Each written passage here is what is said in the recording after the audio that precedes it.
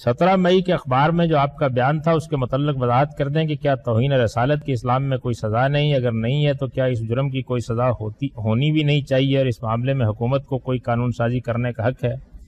میری پوری بات ہی کم و بیش اخبارات نے چھاپ دی تھی، اگرچہ میں نے اخبارات کو تو کوئی بیان نہیں دیا تھا، مجھ سے BBC نے بات کی تھی اور میں نے ان کو اپنا نقطہ نظر بتا دیا تھا کہ اسلام میں کسی شخص کو پہلی بات تو یہ ہے کہ موت کی سزا قرآن کی روح سے 2 ہی صورتوں میں دی جا سکتی ہے، ایک یہ کہ اس نے کسی کو قتل کر دیا ہو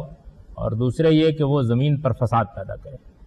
یہ بات قرآن مجید میں اتنی وضاحت سے بیان ہوئی ہے کہ اس کے بعد کسی بحث کی کوئی گنجائش باقی نہیں رہ جاتی۔ قرآن کا ارشاد ہے من قتل نفسا بغیر نفس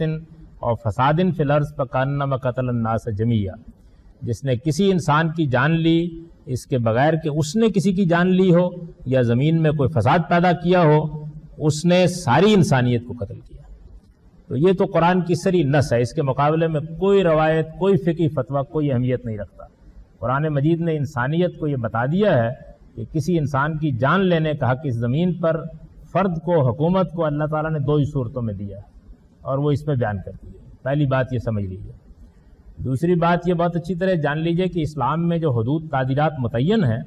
ان کے تعین کا یہ طریقہ نہیں ہے کہ کوئی تاریخی واقعات اور روایات اور قصوں میں وہ بیان ہوتی ہیں، ان کو قرآن بیان کرتا ہے، ان کو پیغمبر صلی اللہ علیہ وسلم واضح کرتے ہیں،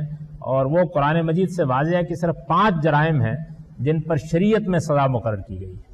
اور ان کے بارے میں بھی سمجھ لیجئے کہ ان کی انتہائی سزائیں بیان کی گئی ہیں، ان جرائم کی ادنا صورتوں کی وہ سزائیں نہیں ہیں۔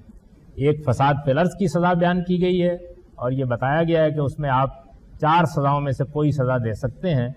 اس کے بعد بدکاری کی سزا بیان کی گئی ہے، قتل کی سزا بیان کی گئی ہے، چوری کی سزا بیان کی گئی ہے اور بدکاری کی تہمت لگانے کی سزا بیان کی گئی ہے۔ بس شریعت اتنی ہے۔ جرم و سزا کے بارے میں اس کے علاوہ کسی جرم کی سزا شریعت میں بیان نہیں ہوئی، یہ بھی بہت اچھی طرح سے جان لیجیے۔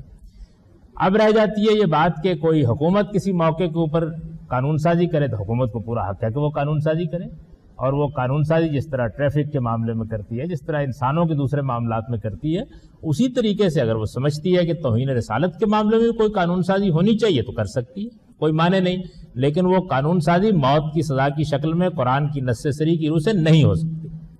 یہ بات سمجھ لینی چاہیے۔ یہ چند باتیں ہیں کہ جو بالکل واضح ہیں، بالکل قطعی ہیں، ان باتوں کے بارے میں کسی مسلمان کے ذہن میں کوئی بہام نہیں ہونا چاہیے۔